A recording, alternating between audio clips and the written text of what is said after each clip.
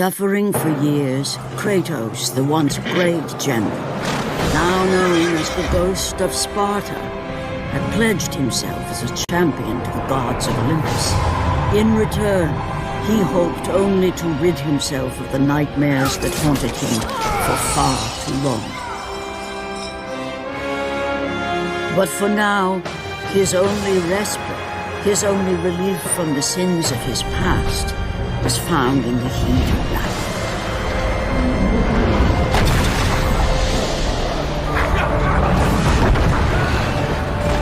And on this day, Kratos had been called upon by the gods to confront an unthinkable evil, unleashed on the city of Attica by the invading Persian army.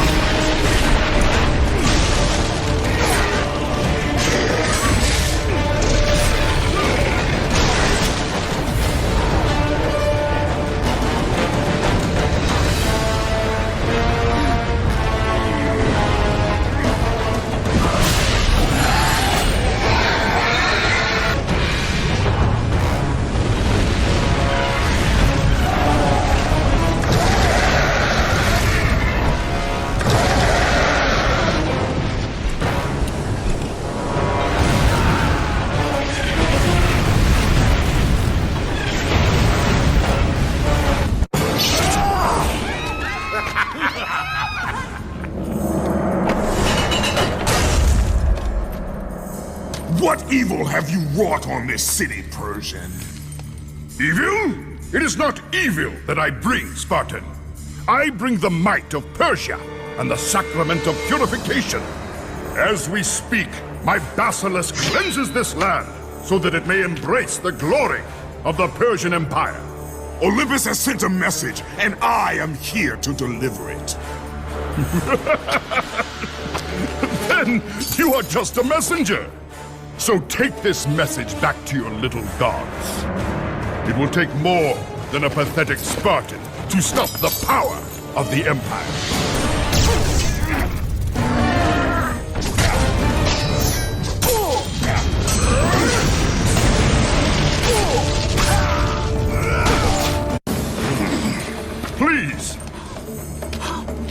Please, spare my life, and I will give you all that you ask. You have nothing I want, Persian. Take my kingdom, my women, my gold. I won't take your riches, but I will take your life.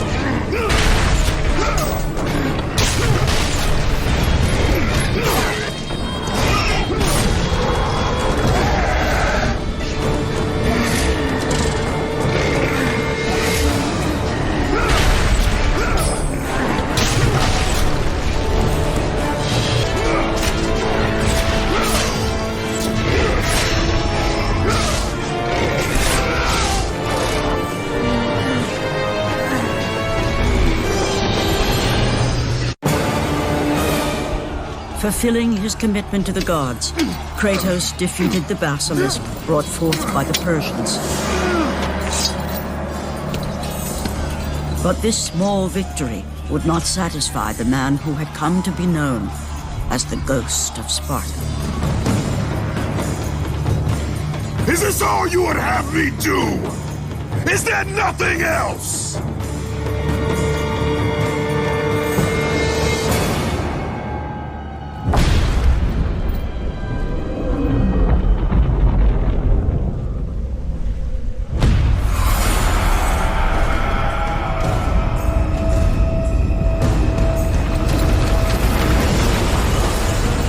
Seeing the sun plummet through the sky and the world plunge into darkness, Kratos knew this was not a sign from the gods. What treachery is this?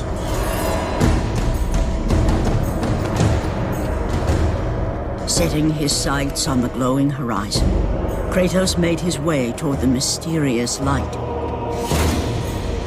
But there was more afoot than Kratos could possibly know.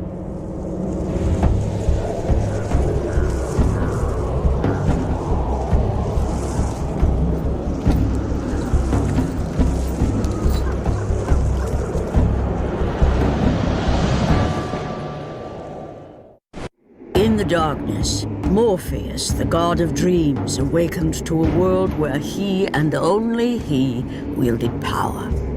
The land was slowly overrun by a black fog that engulfed everything it touched. The power of Morfeus affected even Kratos, as he was haunted by a strange melody.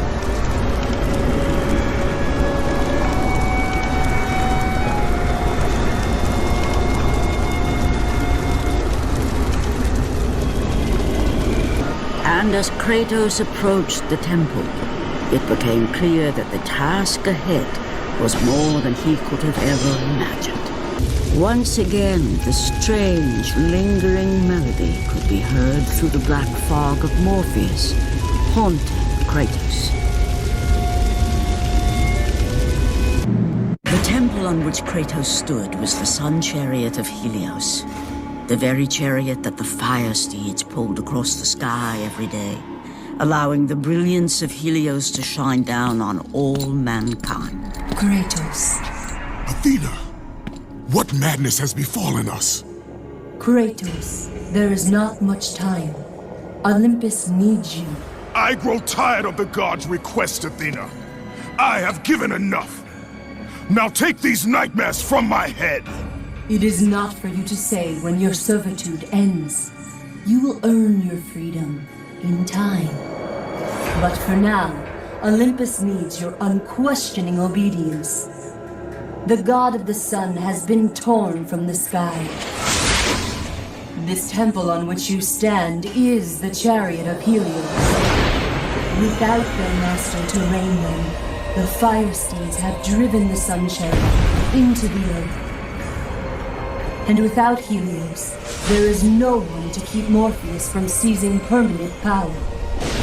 Many of the gods have fallen to a deep slumber. Soon, all will succumb to the black grip of Morpheus. What would you have me do? You must find Helios and return him to the sky, lest the world of gods and man be lost forever. Only his light can release the grasp of Morpheus. Athena! Athena!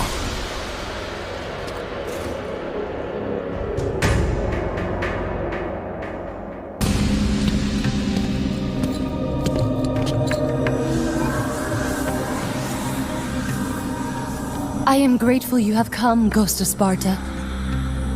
The Titan Atlas has been freed from the pits of Tartarus and has taken my brother Helios from his rightful place in the sky. What does Atlas want with the sun god? Helios holds within him the power of the sun, a power so great it can destroy the world.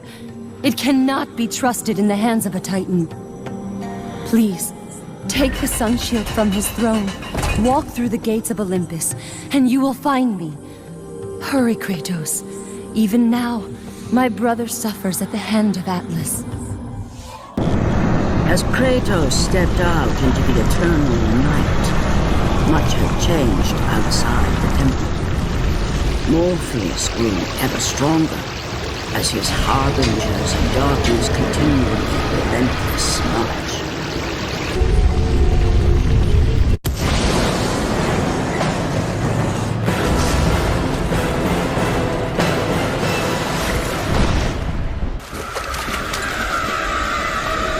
As Kratos entered the cave, Eos, goddess of dawn and sister to Helios, sat above him, visibly weakened by the absence of the sun. All glory be to Lord Zeus for granting you safe passage to me. The king of the gods does not aid me, Eos. I am but a slave to Zeus and Olympus. Save my brother Kratos, and he will convince Zeus to release you and rid you of the horrors of your past. I give you my word. The gods have broken their word to me many times. Forgive me if I find it hard to believe your promises. Be that as it may, Kratos. The primordial fire is almost out. Without Helios, the life-giving light of the world cannot be sustained. If you do not find him, only darkness and death awaits all of us. Where has Atlas taken him? I do not know, Kratos. Follow the passage out of the cave. Retrieve the fire, and it will light your path to the remaining steeds. They will guide you to their master. They will take you to my brother. May you go with the speed of Hermes, ghost of Sparta.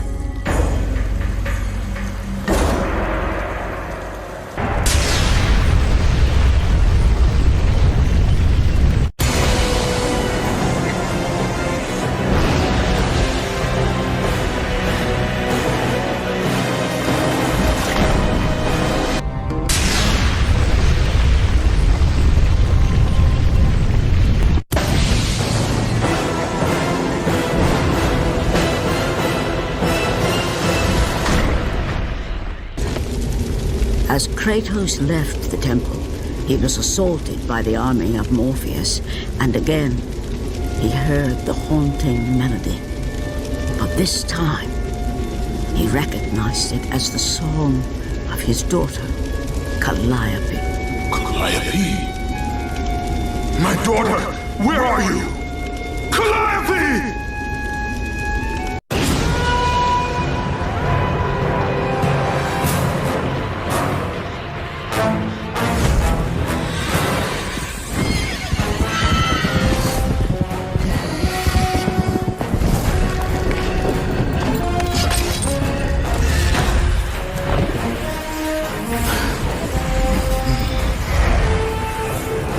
With the release of the fire steeds, Kratos was now in the hands of the beasts.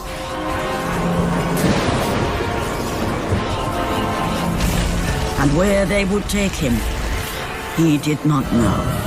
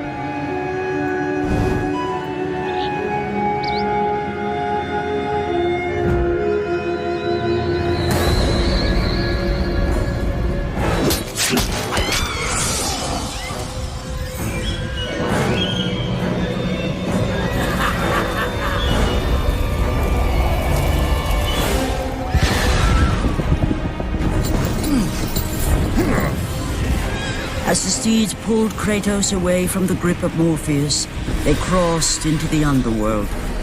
But in the land of the dead, they could go no further, for these beings of light were not welcome in Hades.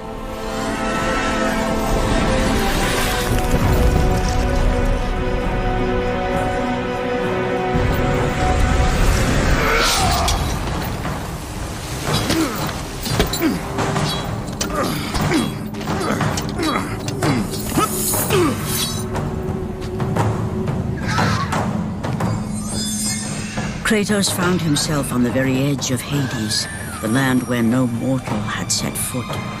Here, where the souls of the dead walk their fated path, Kratos knew that for him, this was merely the beginning.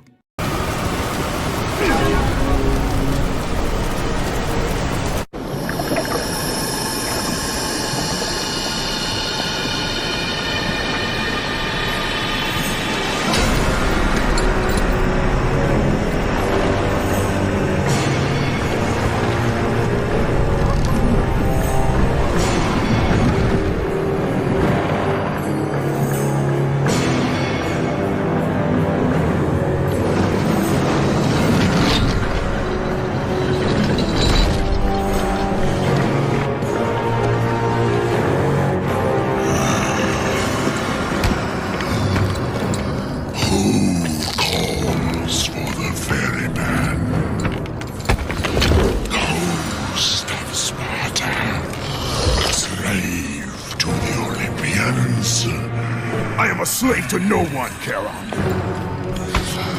We share a common fate, Kratos. The gods will release neither of us from our torture. Be gone. It is not yet your time, mortal.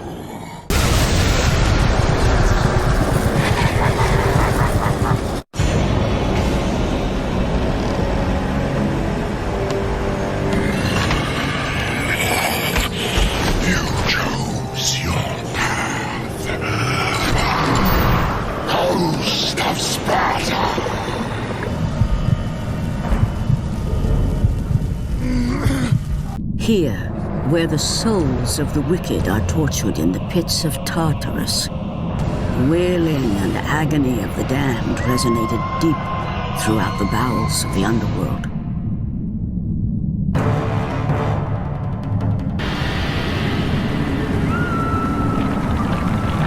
Kratos saw before him the remnants of the old rulers of Earth, the mighty Titans.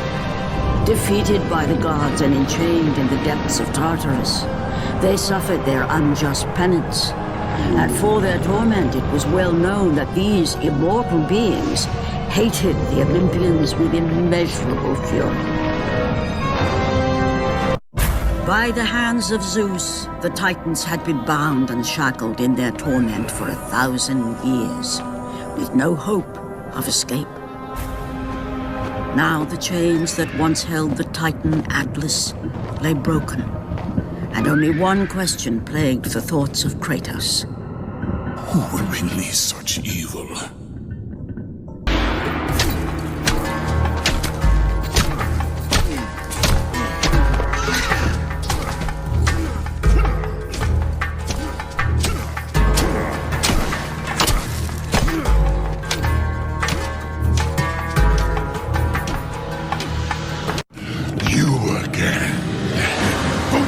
Tartarus would not hold Atlas, and they would not hold me either. The gods have obviously taken pity on their slave. You underestimate me, Charon. This time I will not be so merciful.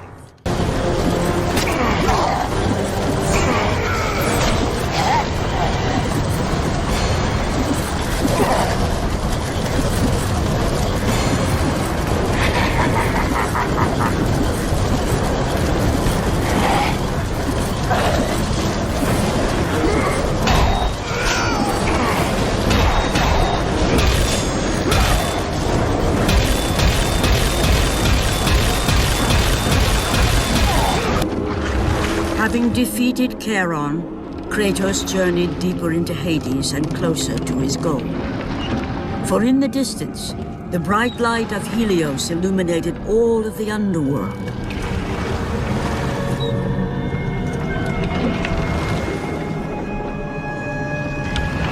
But something on the shore caught his attention. And to Kratos, it almost seemed an apparition. Calliope! Upon seeing his daughter, Kratos realized that all that he had been working for, all that he had wanted, was within reach. Years of service to the gods had not delivered him from his pain. Never had it eased the burden of his past. And now, Calliope was found. Calliope!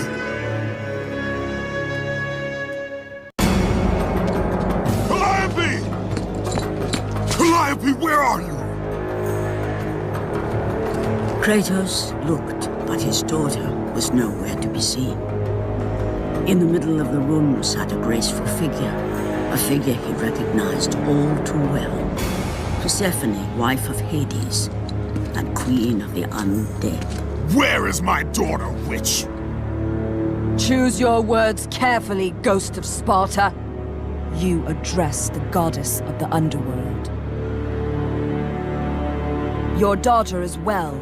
She lives among the pure souls in the Elysian fields. Lead me to her. Have you forgotten, Kratos? The Olympians need you. They slumber at the hand of Morfeus. I have faithfully served the gods, yet they do not give me what I ask. I grow weary of their demands. The gods on Olympus failed me too, Kratos. I was betrayed by Zeus and tricked by my husband Hades. Now I am to stay in the underworld as queen of the dead, to serve the fallen and care for them as my own children. Persephone! I demand to see my daughter! As you wish. If Calliope is your true desire, I can help you. But be warned, Ghost of Sparta. The world of man will suffer because of your choice. I care little for the world and its suffering! Where is she? If you are to see your daughter again, you must become worthy of Elysium. Cast your weapons at the Forsaken Tree, and let it release the evils of your past. Only then will you be free of your sins, and be granted passage through the divine gates. Calliope! Father? My child. Why did you go? I am here now, child. And I will not leave you again. I have watched over you pathetic mortals for 1,000 years, and it is always the same. Serving yourself before the needs of others has always been your flaw. But no matter. For now you serve my purpose. It is time for all that came before to end. The Titan will fulfill his role and finish what I have started. I released Atlas. You? As you were pathetically disarming yourself, Atlas completed the task I set him out to do. With the power of the sun in his hands, it is only a matter of time before he destroys the pillar that holds the world. And Olympus with it. But why? Do you think it was my choice to wed a man I did not love? Live a life I did not choose? I was betrayed by the very gods that once saw me as their own. But no more. Once the pillar is destroyed, the world will revert into chaos. And what is to become of you? I will have my peace and be free from this miserable existence. I will perish, but it is my choice. Father? What's happening? I'm scared. In your selfish choice to be with your daughter, you have caused her ruin. No. Elysium falls too, Kratos. She will perish. No! I will not let the gods take her from me again! Father! The choice was clear to him, yet impossible to make. To stay with his daughter meant the end of the world and the end of her. To stop Persephone and Atlas would mean forsaking his daughter forever. While his hatred and anger for the gods grew ever stronger, he knew there was but one thing to do. Kratos soon realized that what he gained in humanity, he lost in power. will be to become the monster he once was if he was to defeat Persephone. He would need to sacrifice his life so that she may live. No! Father, no!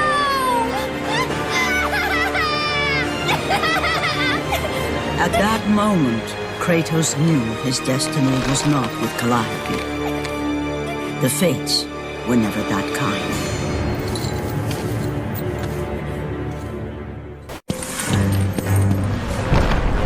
Spartan, witness the end.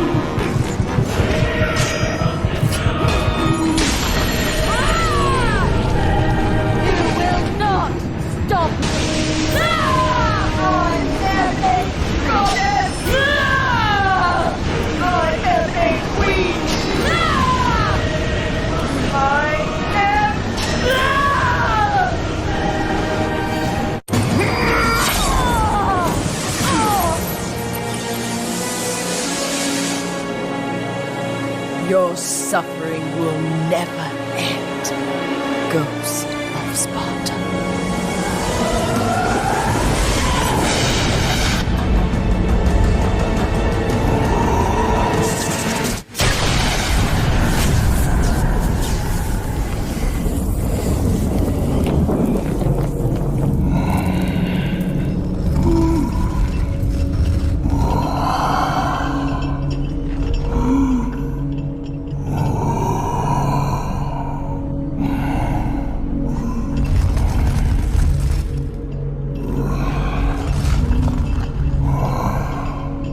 Perhaps you believe the Olympians will help you.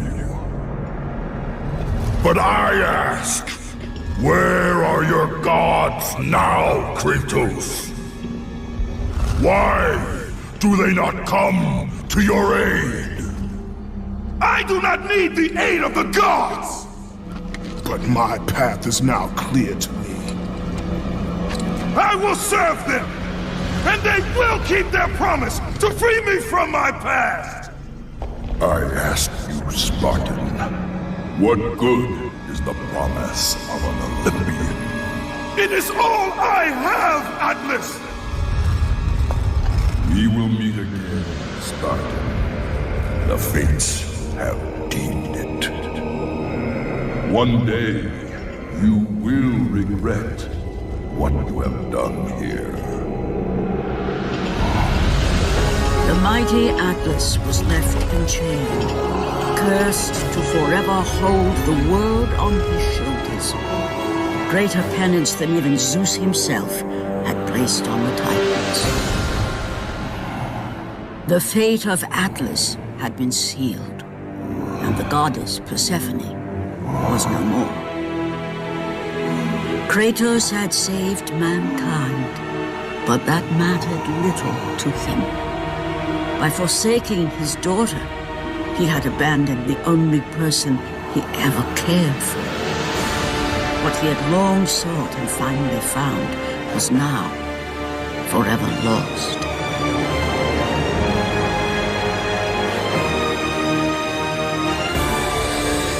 As the sun chariot rose higher in the sky, and the might of Helios shone once again on the world, Morfeus retreated to the shadows.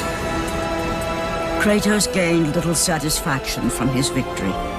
With years of servitude in front of him, he would need to confront his past and fight to reclaim the humanity he lost on the day his dark legend was born.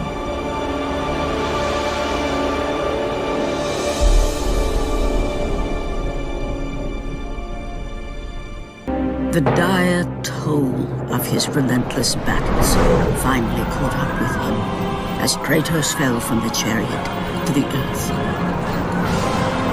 Was this sacrifice too much for one to bear, even for the man who was known as the Ghost of Sparta?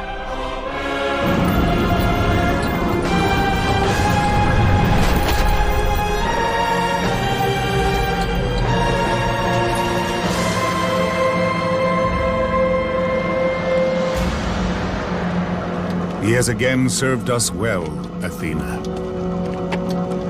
He is a remarkable mortal. He is weak. Shall we help him?